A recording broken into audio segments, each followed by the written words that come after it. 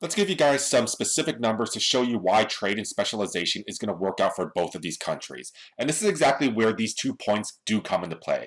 Point A for Haiti and the Dominican Republic, and then point C. So at point A for both of these countries, with their initial amount of resources, this is perfectly fine for each of these countries. Haiti is producing 10 tons of coffee, 8 tons of cocoa, while the Dominican Republic is producing 24 tons of coffee and 8 tons of cocoa. That's perfectly fine. They are being production efficient. They are on their PPFs. However, suppose that each of these countries wants to go ahead and consume outside of this PPF, say somewhere like at point C. They want 13 tons of coffee and 27 tons of coffee, respectively. With their given initial allotment of resources, it's going to be outside of the PPF, so it's something unattainable. Point C for both of these countries is to the right of the PPF. It is unattainable. So no matter what each of these countries do with their amount of resources, they are never going to be able to produce at a point like C, or even consume it at point C. So this is exactly why trade and specialization is going to work out for both of these countries. We're going to see that if they specialize in the good that they are proficient at, or if they have the lower opportunity cost in, then they sort of go on, they undergo some type of trade agreement with one another, then they can actually go ahead and consume something like at point C. So these are exactly where these numbers are coming from at point A and point C in this particular section. So the top half of this table is a production and consumption table. Haiti and the Dominican Republic, these were at point A. So 8 cocoa, 10 coffee for Haiti, 8 cocoa, and 24 coffee for the Dominican Republic, for a total of 16 cocoa and 34 coffee. And these numbers are actually pretty arbitrary. Anytime you encounter one of these problems, these numbers are going to have to be given to you. So here we're just using some type of random numbers, but here we're going ahead and giving you the numbers at point A. And then based on what we did in the previous lecture, we noticed that exactly that, hey, Haiti should be specializing in the production of cocoa, while the Dominican Republic should be specializing in the production of coffee because they have the lower opportunity cost in each of these respective goods. So go back to that video, to that lecture if you haven't seen it yet, to see exactly how we get this type of concept.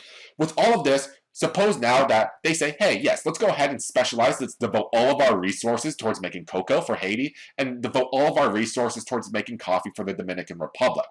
With this going to be the case, this is where we have the production table with specialization. So each of them are producing at one end of each respective axis on the PPF. With this in mind, let's go ahead and have some type of trade with one another. So we can open up this idea of specialization and allow Haiti and the Dominican Republic to go ahead and trade with one another. So let's go ahead and suppose that they come to some type of trade agreement. Haiti says to the Dominican Republic, hey, I have a lot of cocoa, but I need some coffee. And the Dominican Republic says, hey, what a coincidence. I have a lot of coffee, but I don't have any cocoa at all. Let's go ahead and go have some type of trade with one another. Haiti says, I'll go ahead and give you 8 tons of my cocoa if you give me 13 tons of your coffee.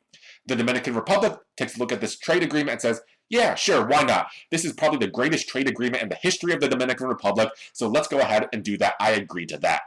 So once this trade goes ahead and commences, Haiti trades 8 tons of cocoa for 13 tons of coffee. We come to this final table right here. As before, we can compare this table to the one from before trade. So in terms of cocoa, Haiti and the Dominican Republic are exactly the same. They had 8 tons each before, they have 8 tons each after trade. However, where something is going to be different is with coffee. We notice that Haiti and the Dominican Republic, they had 10 and 24 respectively. Now they have 3 more each. 13 for Haiti and 27 for the Dominican Republic.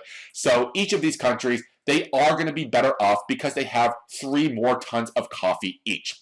We still have the same amount of cocoa, 16 tons, as before, but now we have 6 more tons of coffee. We have 40 tons compared to 34 tons before. Each of these countries getting 3 additional tons of coffee with trade. So when trade actually does commence, we do notice that this positive sum type of game that we introduced is going to be very apparent. Haiti benefits from trade. The Dominican Republic benefits from trade, so specialization in trade is going to be good for both of these countries. So yes, both countries can gain from trade. With the model that we've built up, trade is seen as a positive sum game and not a zero sum game. So remember that these numbers are a little bit arbitrary. They're just sort of used to prove the point that yes, with the model that we built up, trade and specialization is a positive sum game. However, in the next section, we're going to introduce a few constraints on the model that we've built up throughout this entire chapter to show a little bit more realism, to show why trade may be seen as a zero-sum game in the real world or in application.